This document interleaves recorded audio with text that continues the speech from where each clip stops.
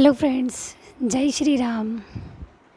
देखो, एक तो सबसे बड़ी बात ये है कि मैं लॉन्ग टाइम बाद वीडियो बना रही हूँ और ये वीडियो उन सब के लिए इम्पोर्टेंट है जो नहीं पढ़ पा रहे हैं या फिर जिन्हें बहुत ज़्यादा नींद आ रही है या कंसंट्रेट नहीं कर पा रहे हैं। और एक सबसे बड़ी बात कि मेरे पास एक कमेंट आया था कि लड़के शादी के बाद कैसे पढ़ाई करें, उनको भी तो दिक्कत होती है, सिर्फ लड़कियों को ही थोड़ी होती है। तो देखो, आज मैं इस वीडियो में ये सब चीज़ बताऊँगी। तो देखो, सबसे पहले तो ये चीज़ बताऊँगी कि आप बोलते हो कि हाँ, हम पढ़ाई करना चाहते हैं लेकिन कंसंट्रेट नहीं कर पा रहे और नींद बहुत आती है। तो पहली बात तो नींद की आएगी, उसके बाद कंसंट्रेट की आएगी, क्योंकि कंसंट्रेट नहीं कर पाते हैं अगर हमें नींद वगैरह आती है तो देखो, सबसे बड़ी बात है, अगर आपको नींद आ रही है पढ़ते टाइम, तो जो मैं बोलूँगी ना वो आपको थोड़ा अजीब लगेगा कि हाँ, ऐसा कैसे बोल दिया। तो देखो, ये चीज़ सच है कि जैसे कि हम सोचते हैं कि हम कल से पढ़ाई स्टार्ट करेंगे, हमने अपना टारगेट डिसाइड किया और हम कल से पढ़ाई करने वाले हैं।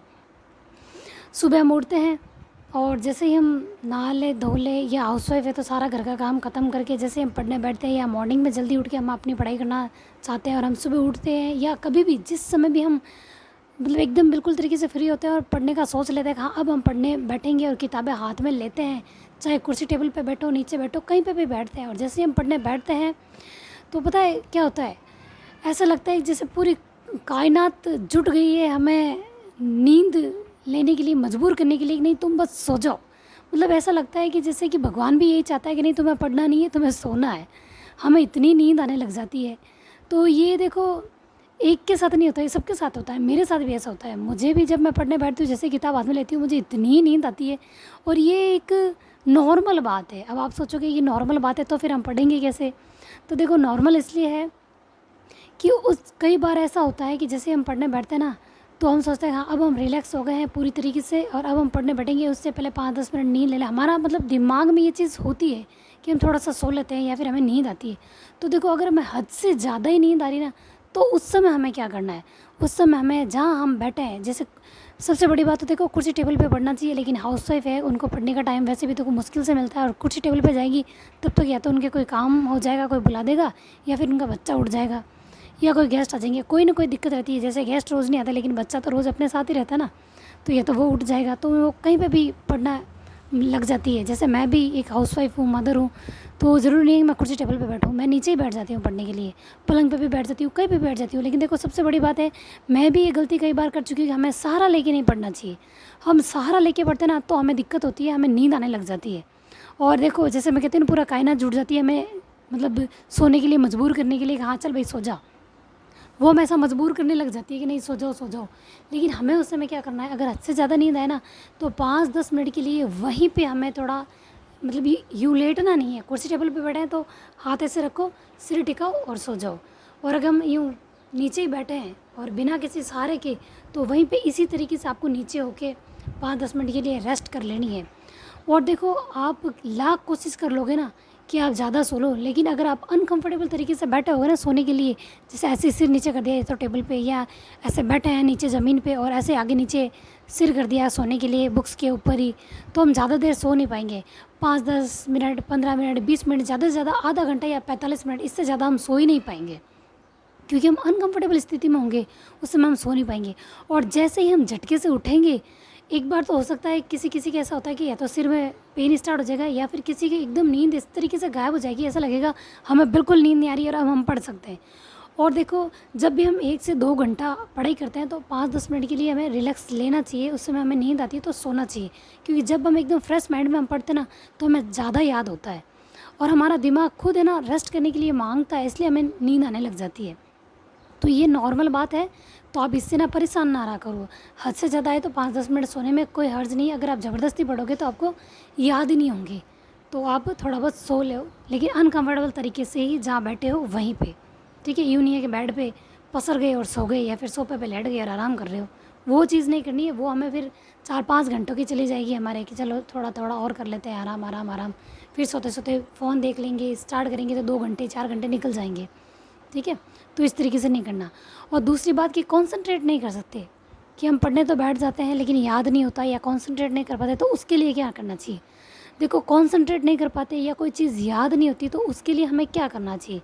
जब हम मॉर्निंग में उठते हैं या फिर 24 घंटे में जो हमारा एक 5-10 मिनट या 5-7 मिनट, जिसे मैं कहती हूँ 7-8 मिनट 10 मिनट के लिए योगा के लिए या एक्सरसाइज के लिए टाइम निकालो, उस समय आपको क्या करना है। देखो योगा ज़रूरी नहीं है कि आप अनुलोम विलोम करो या ऐसा कपालभाति पर कोई भी योग करो, वो ज़रूरी नहीं। आप एक पेन लो, सामने रखो और उसकी नोक को देखने की कोशिश करो। जैसे कोई पेन ले लिया या उंगली ले ली, तो उसके सामने आपको देखना है, फिर यूँ यूँ करना, लेकिन देखना उसी के सामने। ये चीज़ करो, इससे क्या कंसंट्रेशन पावर बढ़ती है।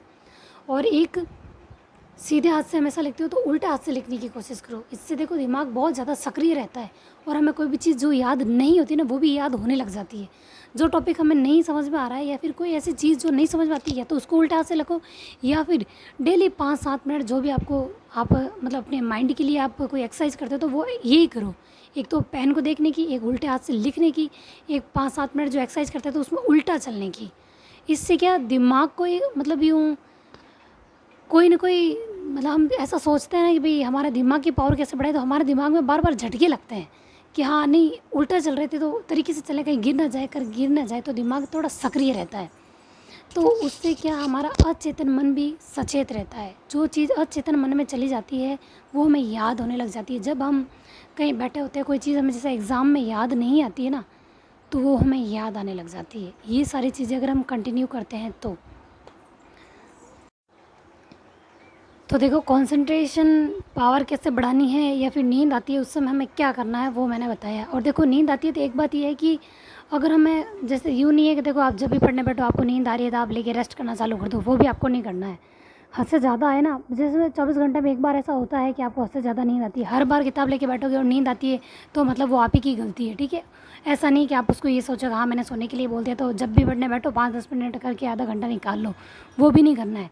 उस समय आपको क्या करना है, तेज़ तेज़ चल के पढ़ना है, ज़ोर ज़ोर से पढ़ना है।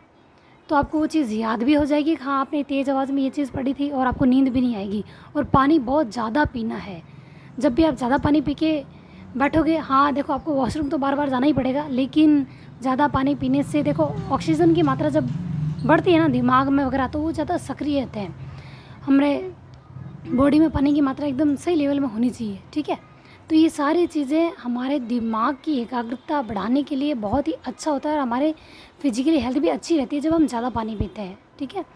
तो ये चीज़ ध्यान रखें। और एक बात जो मेरे पास कमेंट आया था कि शादी के बाद जेंट्स कैसे पढ़े, आदमी कैसे पढ़े, लड़के कैसे पढ़े।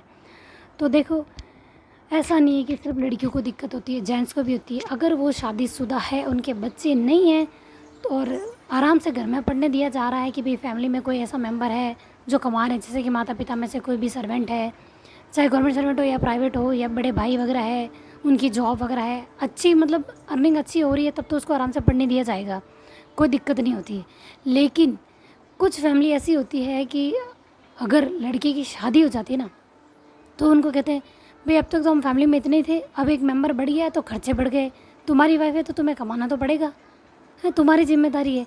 तो ये चीज़ अगर उसको बार बार बोली जाती है ना, तो वो नहीं चाहते भी उसको जॉब ढूंढनी पड़ती है और करनी पड़ती है, ठीक है। तो लड़कों की भी दिक्कत आती है कि वो मतलब कंसंट्रेट कैसे करे, जब उसको बार बार ये चीज़ बोली जाती है तो वो कैसे पढ़ेगा। लेकिन उसको भी तो तैयारी करनी होती है, वो टाइम कैसे निकाले मैं वो भी बता दूँगी। लड़के की भी जिम्मेदारी होती है, और जब अगर वो फादर भी है, मैरिड है, उसके बच्चे भी हैं, तो वो कैसे बढ़े। या फिर देखो जिम्मेदारियाँ बढ़ जाती है, बच्चे स्कूल जा रहे हैं तब या छोटे हैं तब बीमार हो जाते हैं, तब भी तो फादर की जिम्मेदारी होती है ना। अगर घर में किसी की जॉब है नहीं है उससे कोई फ़र्क नहीं पड़ता, लेकिन एक हस्बैंड या एक फादर उनकी जिम्मेदारी होती है कि बच्चों का, अपनी वाइफ का, अपने पेरेंट्स का ध्यान रखे। तो उन्हें अर्निंग सोर्स रखने पड़ते हैं, उन्हें जॉब करनी पड़ती है। तो जैसे ही वो पढ़ने बैठते हैं, अगर सोचते हैं कि हाँ मैं सब चीज़ छोड़ के पढ़ने बैठूँ, तो वो हो नहीं सकता, क्योंकि कमाना उन्हें पड़ेगा, उनकी जिम्मेदारियाँ हैं।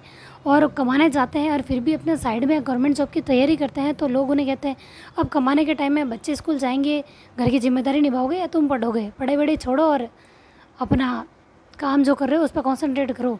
आज से थोड़ी ज़्यादा सैलरी होगी, इतने इतने मतलब आप तरक्की कर सकते हो प्राइवेट में भी, ये बोलना शुरू कर देंगे, तो उनके ध्यान को डाइवर्ट करेंगे। लेकिन लड़कों की भी तो देखो ये चीज़ होती है, उन्हें बार बार सुनना पड़ता है। ऐसा नहीं कि वो कुछ नहीं सुने, उन्हें बाहर वाले जेंट्स को जेंट्स भी तो बोलते ही हैं कि तू भी अभी क्या यूँ कमाने का छोड़ के जॉब के बारे में सोच रहा है, क्या पढ़ रहा है, अब तो कमा, मतलब जेंट्स को भी जेंट्स ये चीज़ बोलते हैं, मोटिवेट करने वाले बहुत कम लोग होते हैं, लेकिन ये चीज़ बोलते हैं उनको भी। तो देखो लड़की की भी ज़िम्मेदारी बहुत होती है। अगर है ना वो संडे को जैसे उसकी छुट्टी हो, वो घर पे रहे, देखो प्राइवेट सेक्टर है तो कमाना पड़ेगा। प्राइवेट सेक्टर में हो सकता है संडे को भी बाहर जाना पड़े कभी कभार। और अगर घर पे रह ही जाता है तो या तो किराने का सामान लाने चलो, या बच्चों के कपड़े लाने चलो, या कोई भी चीज़ घर का आके आज वहाँ जाना है, फैमिली में कहीं मिलने जाना है, तो जेंट्स के वो काम हो जाते हैं। मतलब उनका संडे भी बिजी शेड्यूल में चलता है जेंट्स के। अगर वो गवर्नमेंट जॉब की तैयारी करना चाहते हैं, घर में बच्चे हैं, शादीशुदा है, तो उनकी ये जिम्मेदारियाँ होती है। तो उनका भी यूँ नहीं है कि वो आराम से कर लेंगे, वो एकदम फ्री है, ऐसा भी नहीं है। जेंट्स की भी बहुत जिम्मेदारियाँ होती है। लड़कों की भी लाइफ आसान तो नहीं होती। हाँ, लड़की की ये है कि वो एक घर छोड़ के दूसरे घर में आती है तो उस परिवार को अपना बनाने में अपनी पूरी जीवन शैली को बदलती है वो, इसलिए उनके साथ दिक्कत ज़्यादा होती है। लेकिन लड़का अपने ही परिवार में रह के थोड़ा इस तरीके से अनकंफर्टेबल हो जाता है जब उसकी जिम्मेदारी बढ़ती है। तो संडे को भी मतलब उसके बहुत सारे काम हो जाते हैं, तो वो टाइम कैसे निकाले। तो देखो अगर आप गवर्नमेंट जॉब की तैयारी करना चाहते हैं, शादी के बाद फैमिली है, सब जिम्मेदारियों के साथ, तो आप मॉर्निंग में जल्दी उठो या नाइट में 2 घंटे ज़्यादा पढ़ाई करो। या फिर आप ऑफिस में या कोई भी काम करते हैं वहाँ पे आपको थोड़ा बहुत टाइम मिलता है तो कोई वीडियो वगैरह देखो। हाँ, आप नोट्स नहीं बना पाते हो, लेकिन या तो मॉर्निंग में उठ के बनाओ या नाइट में बनाओ। और दिन में जब भी आप ऑफिस जाते हो वगैरह कोई वीडियो वगैरह सुन लो, उस तरीके से पढ़ लो। या फिर कोई पेपर वगैरह नोट्स बनाए हुए हो नाइट के या मॉर्निंग के, जो भी आपके 2-4 पेपर्स पे बनाए हुए हो शॉर्ट नोट्स वगैरह, तो वो आपको अपने साथ रखने चाहिए कि थोड़े टाइम से आप उसको देखते रहो, रिवीजन में रखो। कम टॉपिक पढ़ोगे लेकिन उसका बार बार रिवीजन करोगे तो जो क्वेश्चन उसमें से आएगा ना वो आप नहीं छोड़ पाओगे। तो इस तरीके से एक जेंट्स भी शादी होने के बाद या पेरेंट्स बनने के बाद वो भी पढ़ सकते हैं और गवर्नमेंट जॉब ले सकते हैं। तो आपको इस तरीके से बैलेंस्ड तरीके से पढ़ना चाहिए। लेकिन हस्बैंड और वाइफ एक दूसरे का सपोर्ट करें तो ज़्यादा सही रहेगा। अगर फैमिली में कोई सपोर्ट नहीं भी करे ना, तो लेकिन वो आपस में अगर सपोर्ट करेंगे तो उससे वो मतलब बहुत अच्छी लाइफ जी सकते हैं। गवर्नमेंट जॉब आसानी से मिल सकती है। आसानी तो इसको नहीं कह सकते कि आसानी से मिल जाएगी, लेकिन एक दूसरे का सपोर्ट, एक मेंटली सपोर्ट भी होता है कि नहीं तुम चिंता मत करो, तुम कर सकते हो। अगर वाइफ हस्बैंड को ऐसे बोले या हस्बैंड वाइफ को बोले कि चिंता मत करो, तुम एक दिन ज़रूर कर लोगी, तुम्हारा ज़रूर जॉब लग जाएगा, या सब कुछ सब अच्छा हो जाएगा, ऐसा बोलना ही बहुत होता है कि मैं हूँ ना, चिंता मत करो, सब अच्छा हो जाएगा, या फिर तुम कोशिश करो तुम्हारा नंबर आ जाएगा। ऐसे बोलने वाले भी लोग बहुत कम होते हैं।